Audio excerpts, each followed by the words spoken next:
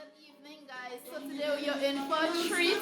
We have the living legend, Calypsonian icon, joining our live today, the one and only, incomparable David Michael Rudder. So he's going to be joining you live in a little bit to talk about his brand new release, Is What, which is playing in the background, and it's also a tribute to the late great Brother Resistance. So we're going to get into all of that in a little bit, but what I need for you guys to do is share the live, because this is a history-making moment on the eHub, and also feel free to comment and let me know which tune is your favorite David Rudder tune of all time. Be sure to let us know. Also head across to our link in bio. Be sure to follow us on Instagram, follow us on Facebook. If you're not following us already, subscribe to our YouTube channel and check out our website to see what's trending this week in Caribbean entertainment news. I am Neicy, and we're going to be joined by the living legend himself, David Michael Rudder, very soon. Trini to the bone, yes. I totally agree. That is a classic.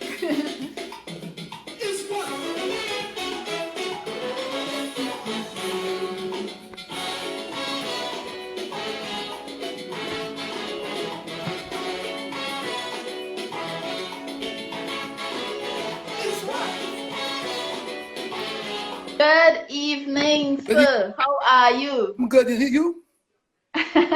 Are you hearing me loud and clear? Just need to make sure you're hearing clearly. I'm hearing you loud. You hearing me? Yes, I am. So I am really honored to have this interview with you, and I'm really open to just learning through your experience in the music industry thus far. So I want to welcome you to the eHub on behalf of Caribbean Entertainment Hub. Thank you for your time. And let's just dive into the legacy that is David Michael Rudder. Thank you. Thank you. So, Mr. Rudder, we have a new song that is released recently called Is What, and it's a tribute to the late great Brother Resistance. Can you tell us about the project and tell us like why it was important for you to do this particular tribute? Well, I had a piece of music for about over a year.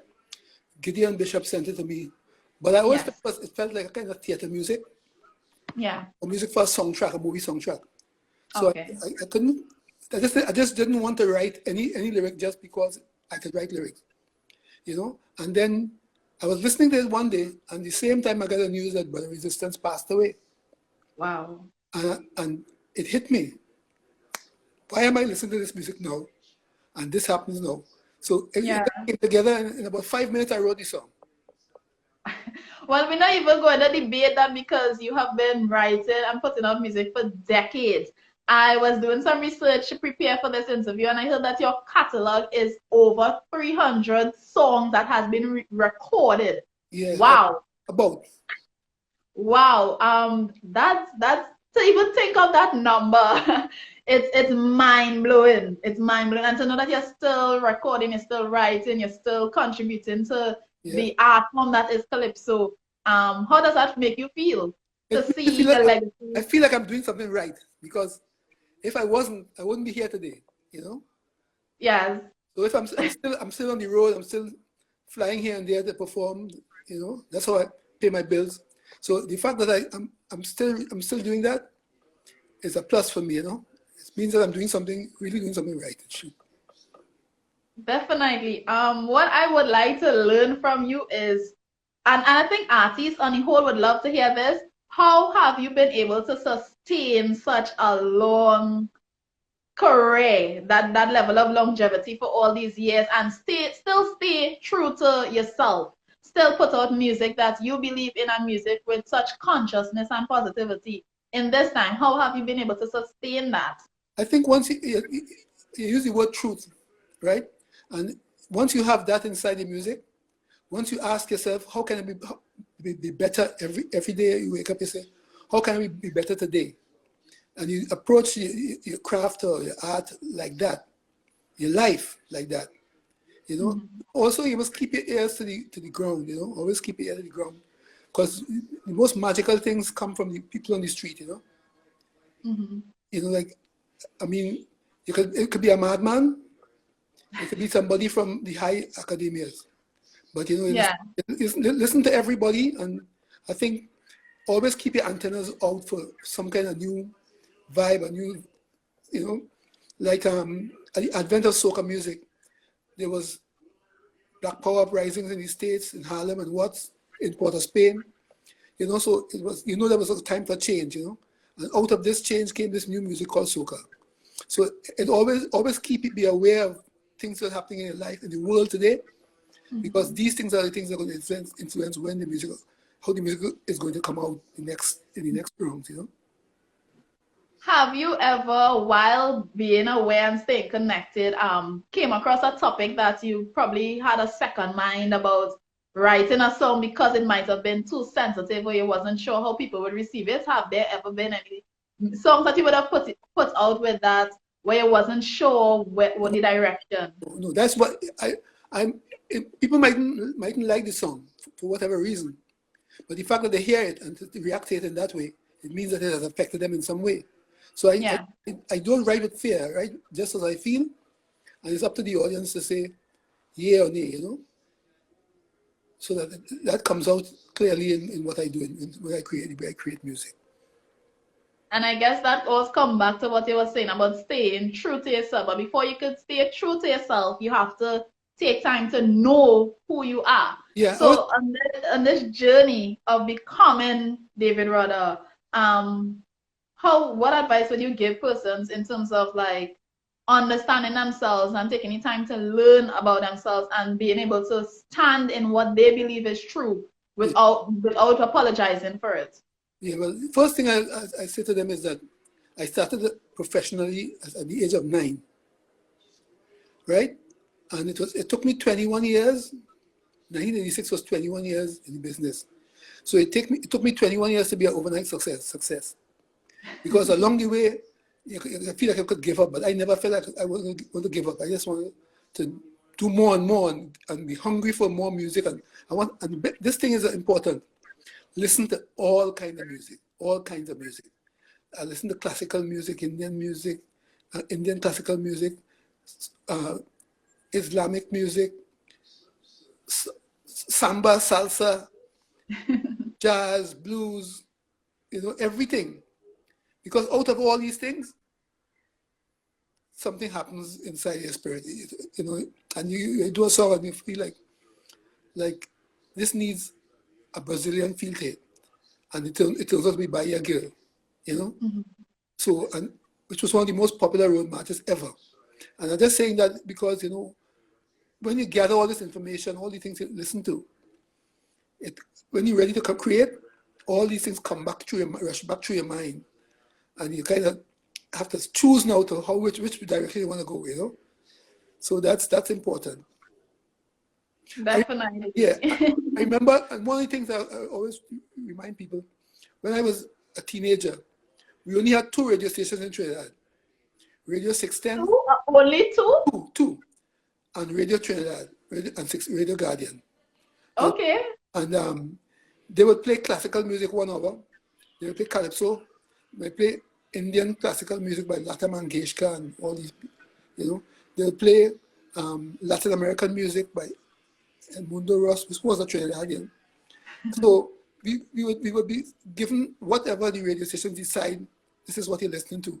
But it gave the advantage of that was that I get to hear all kinds of music from all over the world. All different genres. Different genres on 2 radio stations. So now you have a situation where you have about 50 radio stations. But handicap yourself because you might listen to one, and the genre that they're playing is only for people who listen to that, and they don't listen to anything else. But you know, so you have to kind of be aware and listen to everything. Listen to the simplest things you can find. It might sound like nothing, but then you realize this is a special rhythm here. Pop, pop, pop, pop, pop, 5 beats. And it turns out that those 5 beats were the origin of popular music today, out of Africa, thousands of years ago. 5 notes, you know. Out of that 5 notes spawned all kind of music. So, and still creating more, and more is still being created. Yeah, you're right. So that's what I always tell people: listen, keep your ears to the ground, listen, all the every day. Wake up, you know. What I don't know, my children will be playing. I say, who is that? That is BTS. That is this one. That is this one. Who is that? What is this kind of music? This mumble rap. Yeah. And so that's what I still connect. I'm still connected, even though that's not the vibe of my generation, you know. Yeah, you still pay attention, Still pay you attention. know.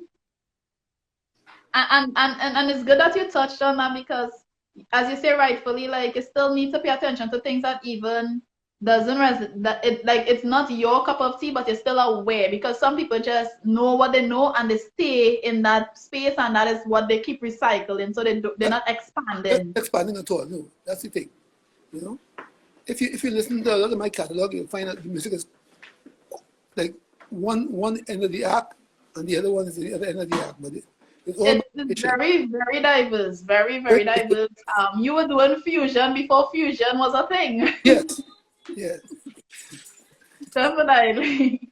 I remember one time Rocky McCullin was a calypso enthusiast, was saying, how could he write a song called calypso music with a soca beat? You know?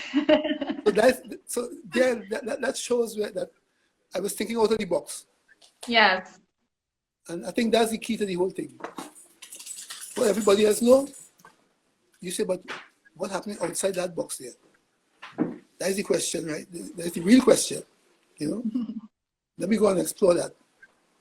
Definitely. So now that you have over 60 years within the music industry? Is it over 60 already? Almost 60 years. Almost.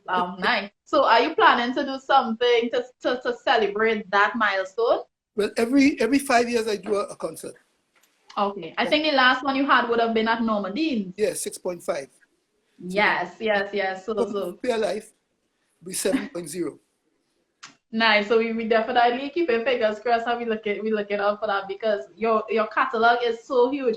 As I was listening to some of your music before the interview, and I think a lot of people in my generation is guilty of this. We know the songs, but we don't know it by the correct name.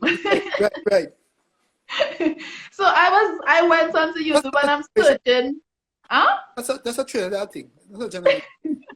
I'm searching for certain songs by the name that I know it by, but when it comes up, it's a totally different name. You know, for instance, Give Praise. The name of that is called High Mass. High Mass, yes. And I'm searching for Give Praise because that is how I know the song, and it's like, okay, so it's not Give Praise, it's High Mass. A lot of the songs like that. Yeah, I know about 3 people who say dust in their face. The name of the song is Dust in Their Face. They said dust in your face, sand in your eye, all kind of things. 3 people so far after all these years. You know? That's Trinidad thing. But it just goes to show that the music is still being received. Regardless of what we're calling it, we still know this is a David Rudder song and we know how to sing it from beginning to end. Right. Yeah. Nice. So, in all the songs that you have released, which ones are really dear and close to your heart? Which song is that is a David Rudder favorite? No. Let me children. All of the children say love them equally. Yes. That is a political answer. That is standard I aim for. All them children. All. Yes. Because when you approach, if you do from early o'clock I realized, if you do an album and you say, this is my hit song, this is my big tune, and then you full of the other songs, you know, it's like a waste of time. Like this is the album, it's called Haiti, but there's Panama on it, there's Bacchanal Lady, there's Rally Round the West Indies, there's Band, Engine Room. So, you know, every song became a massive hit because it beat every piece like a special child, you know. And when it comes to touring, you have toured and still is currently touring. Any particular country or location stand out to you in all the years of touring that you really truly enjoyed that particular performance because something unique may have happened? The Tongan country in London. Well, you know, it's harder because like all over Europe, people react to the music. You know, you've even performed in China? No, I performed in India. India, nice. There, Japan. All All across Europe. some South Brazil, Panama, well, mostly North America though, and Caribbean. Yeah. Is it surprising to you? Well, probably it's not surprising anymore, but initially when you started to tour, was it surprising to be in countries that aren't English speaking countries, but they enjoy the music and singing it word for word? Yeah, and the thing about it is that in Japan, I had some very strong fans over there, so they would print my lyrics in Japanese. You know, like 1990, the song 1990 was one of the big songs in Japan, and I would always They translated it. They translated it. yeah, I call you Yoshiki. Yeah, yeah. So you know, sometimes I meet a Japanese person and they say, "Thanks for 1990." You know, and I say, "Well, how do you know that?" And then I realize this is good. This man has been translating all these lyrics, Mm-hmm. and you know, so you never know in this life, you know.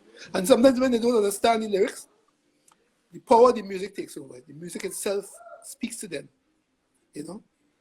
And that's the beautiful thing about having a melody, because you have a great melody, nobody don't care about whether they don't understand what they say. It's like that Jerusalem thing. You don't even understand it, people just catch it and they go on with it, you know. And that's the key to the whole thing. BTS, Mm-hmm. the Korean boys, you know, it's like they don't have to sing in English. Yeah, and they're huge. They're global. Yeah, they grow up, you know. So it's just like that. The music itself talks to you, talks to people. You think that we sometimes put the limitations on ourselves because we don't understand how big this is? We are very insecure in that way, you know. I always say sometimes we like silver medal people. Once you have the gold medal inside, boy, Yeah. I know you're no boy, but I will settle for silver, you know. And I mean, it affects us, you know, in a way. Sport and music shows where we are. It's like the cricket team now. You know, everybody down in the West Indies right now, but that is that's where we are now. That's the best we're giving to the world. So we have to kind of watch that and say, how can I be better today? And that is what they're not saying, you know. And we get in trouble, and then everybody saying, well, this one fault and that one fault, but it's all our fault. You know, we all have to share that brain too. Just like in music, just like the sport. And when one person excels, whether it be Bolt or Lara, everybody hold on to their pants tail, they drag them, they pull them along, you know. But we need to kind of see ourselves as number one, and the music will manifest that in itself, you know. Mm-hmm. I totally agree. You're dropping some serious gems right now, and well deservingly so. Any advice that you would give for the up and coming artists, but also the ones that are in the game right now, still building their legacy and still working, because you're set that you have created your legacy and still living and being able to see how it's affecting the generations to come. So persons who are now trying to figure out and understand what they're doing, any advice that you could pass on to them? If you fall, and you will fall, get up and dust it off and move again. Because when you get old, you can't get up. You know, so get up and dust now and forward again. How can I be better today? Mm-hmm. You know, whatever it takes to reach that level, do it, and everything will be all right. Keep getting up, and as you said, dust yourself off. Dust yourself. And today's defeat doesn't have to be tomorrow's defeat. You learn from it and you grow. What's the defeat? And you say, what kind of sugar I could get from this? You know, because everything has some kind of honey or something sweet about it. So the defeat now, it bitter and it hit you hard. But the element that says, but there's something tasting something sweet here too. That is what is going to strengthen you for tomorrow. So that whatever knock you down that last day, can't knock you down again. Yeah. Can't happen. Because you learn from it and you take the time to get the sweetness. Yeah. Yeah.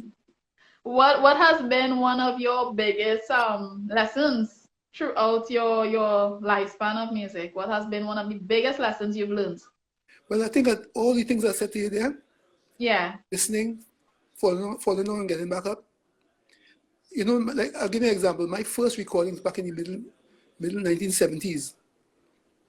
Somebody in the studio took my tapes and erased them to give a popular calypsonian. And they didn't have some tapes or something.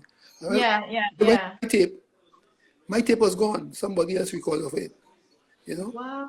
So I could have just gone my way, and Yeah, yeah, yeah. That could have been your defeat moment. that's when I dig in because and I think one of the most important things, advantages that I have, is that when I was 1 year old, I contracted polio, Okay. so I couldn't walk again Mm-hmm. for a while, you know, and that made me say, you know what, nobody better than me, you know, nobody is better than me, and that was my first trigger. What people call a misfortune, I Mm-hmm. call it a gift, and from that I developed a determination, and so But was that something that you were conscious of at such a tender age, or did you have family around to to pour that into you? yes, especially my family was around, my mother especially, Yeah. you know, but once that was, but a lot of it is just is the way I have a rebel spirit, you know. So like I just get up and laugh and dust off and go again, you know. And that's where I started. So when that happened in the studio, I just say, all right, I make no noise. I just dust off and start again. And I live to see all the people who they take off my music. To put there's some of them there, some, you know, but I still stay strong and stay above my game, you know. That sounded like a different level of mental fortitude because I know some people in today's days and age wasn't going to take it so simple like that. No, no, they ain't taking it at all, you know. Yeah, they're taking that at all. But it shows that, you know, now not every, what's he saying? Not every battle needs to be fought, Yeah. you know? And Yeah. sometimes, you know, if you kind of get on like a wajang for one day, it Yeah. shocks people because they never expect you to get on like that. So Yes. it comes like it comes like a secret weapon.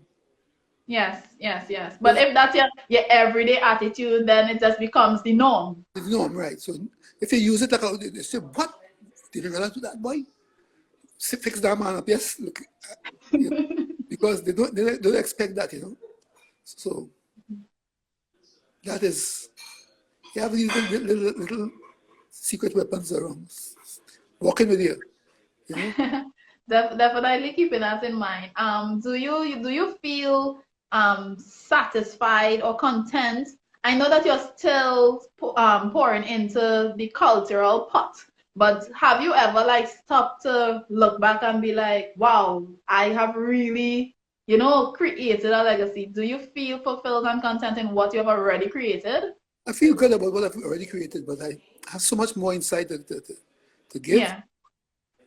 Even if you don't hear it now, one day, many years from now, when I'm no longer here, you may pull up something and say, "This, how come this song was I missed this song?" You know.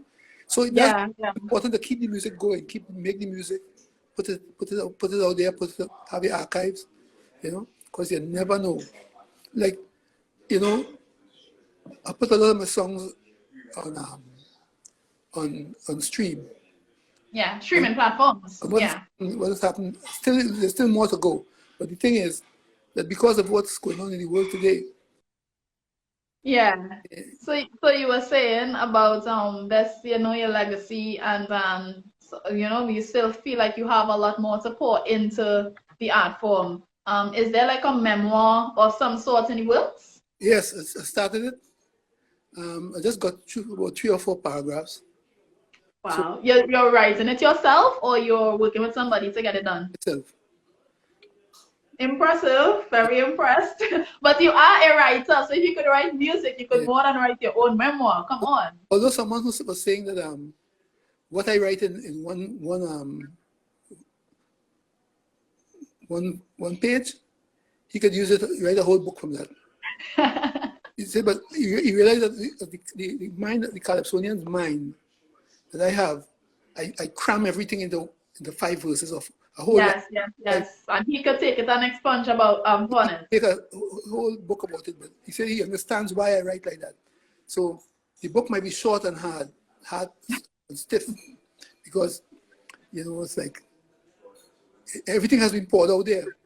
Yeah. And maybe I'll take it to somebody and say, okay, how do you expand on this then? Because, but hopefully. Do you have a name? Do you have a name already, or the name will come later on? Or you could probably even use one of your songs as the title. Right now, I'm thinking about bouncing on the laughter of a melody. That's the first line, the opening line of calypso music.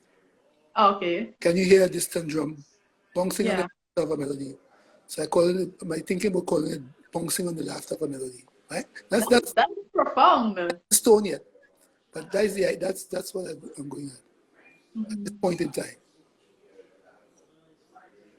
Wow, we definitely, that is something I think could be used to explore the legacy that is David Rudder, but also I see it being used in schools as a book about like the history of the Trinbagonian music and culture and calypso and soca. It could teach a lot. Yes, that's the aim, and I hope that there are people who are interested in writing about life too from their perspective. So I might find that's great by all means, but I'm trying to do a horse's mouth kind of thing this one. So you mentioned earlier that you are presently touring. So where exactly on the globe are you at the moment? I'm in Canada right now. That's where I live right now. But I'll be heading out to Los Angeles soon. Okay. That's about it so far, because I said that I had to cancel all the gigs for the last 15 months. True, due to the pandemic and whatnot. Yeah, so everything got canceled. I had a trip to Europe, all that. I was in New York, Miami, but I just kind of said, you know what? Let me just cool it. The royalties kind of give me a little cushion. So, there we go. The hard work paying off. Yeah. How has you mentioned COVID, so how have you been dealing with COVID outside of music, like on a personal level? How have you been dealing with it? I mean, you are a positive person, and you have to say you're taking things one day at a time and you're trying to put your best foot forward, but still, has it been affecting you? It has affected me. It has affected my sleep, my eating habits. I eat plenty now, and I sleep a lot. And the good thing, I have my mother's genes, so I don't put on weight. Lucky you, because I know a lot of people complaining about the COVID weight. I eat all through the night, all kind of thing. It doesn't matter, But on a serious note with that, it was good to be able to kind of tell people that had I had a polio vaccine before I contracted this, I'd be okay today. But so people who don't want to take vaccines, although they have taken about 5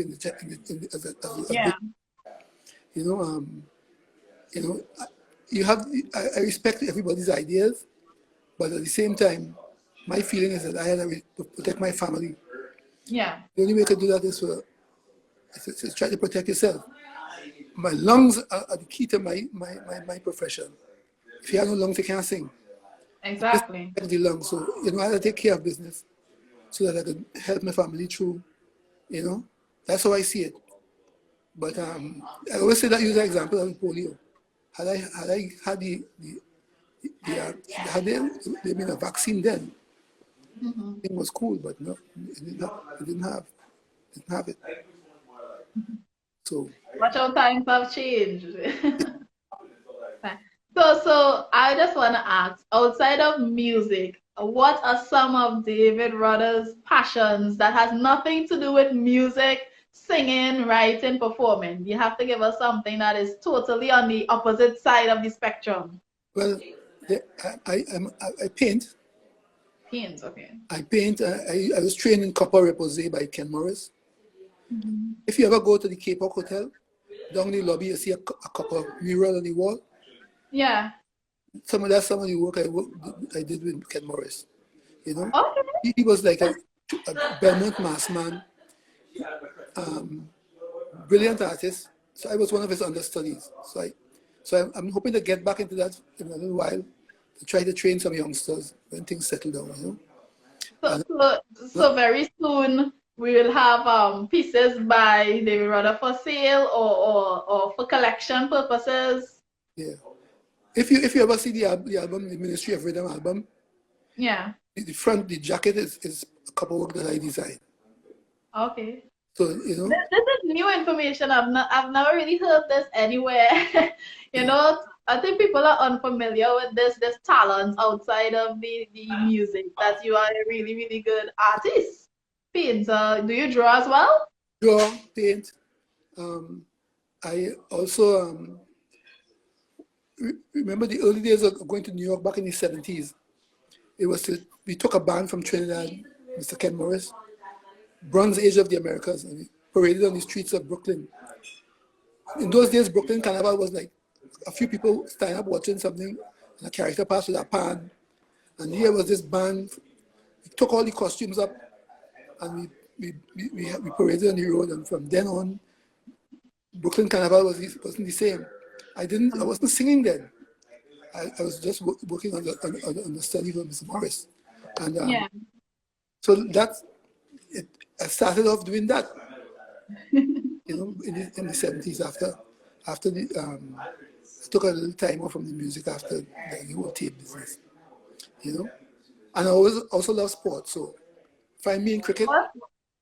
What's your favorite sport, you said? Cricket, Uh-huh. right? Cricket and football. Cricket and football. Yeah. Okay. Nice, nice, nice, nice, nice. I wanted to ask you what was your favorite team during CPL, but we don't want to start.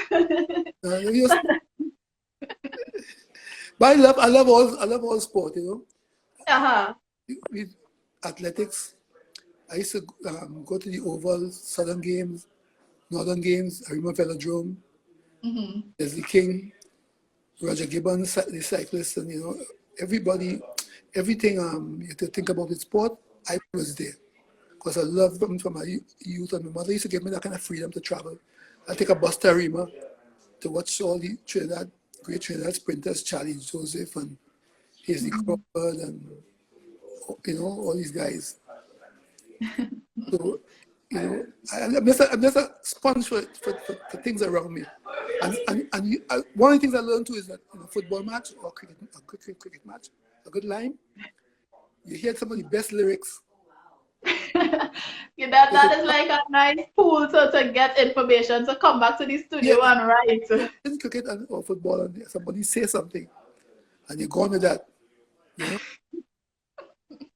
And now you have a whole catalog, a whole song of a one statement somebody said.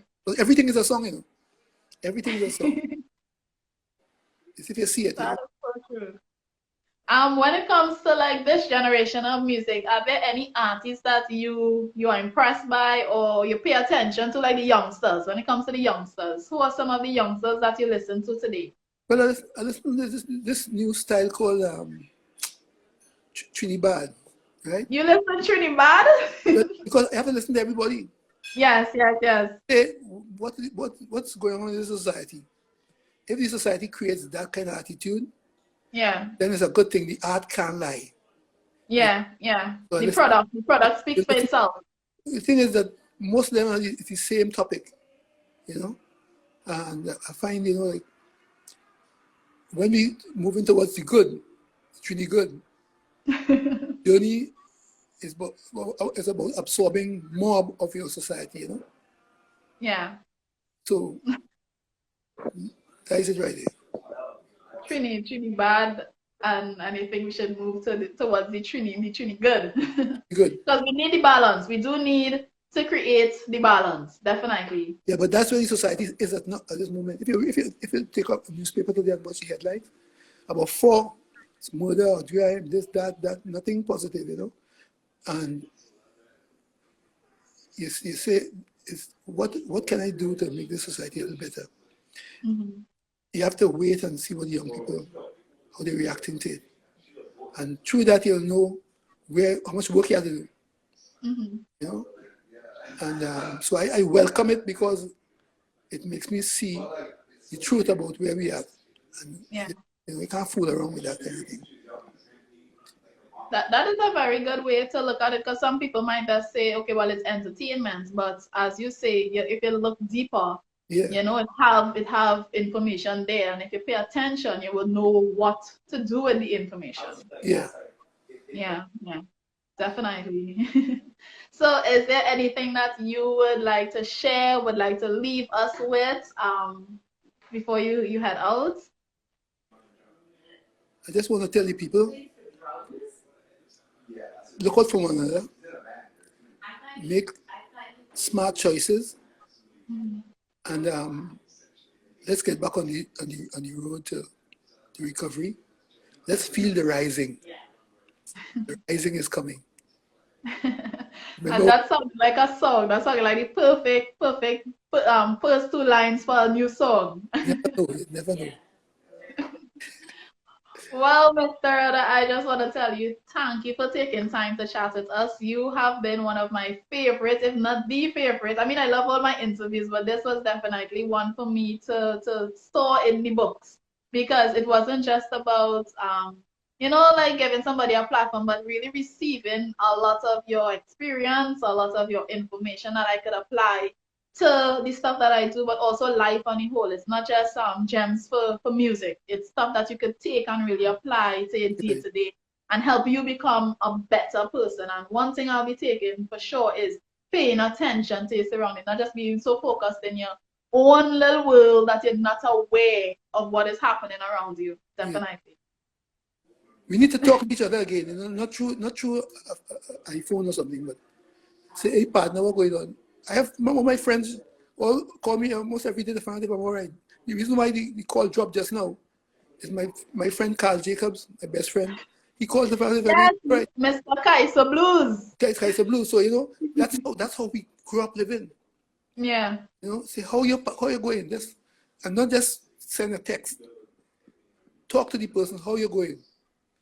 I good. I said, nah, ain't so good, Because from the person, the way they react, the song again, that you hear from Yeah. the person, they say, why is this happening? Something wrong, So you get a chance to take communication to a different level, So that is it really. And I also think that comes from a place of you not being so selfish and being willing to really, as you say, because sometimes, like, if you're not paying attention and you ask somebody a question, as you say, how you doing? And they say, well, I'm good. If you're really paying attention, you could know if that good is, I'm really good, or if Yeah, no, you have to yeah, ask or dig deeper. But some people just ask just to say, well, at least I asked yeah, you, yeah, you yeah, know? yeah, Yeah, but you really need to be your brother's keeper. I think yeah, we need to get back to that place of being your brother's keeper and not just focusing on how does this affect me, but also how things affect other people. yeah. And we are all guilty of it, but as with everything that is happening in the world right now, is a moment for you to just stop and reflect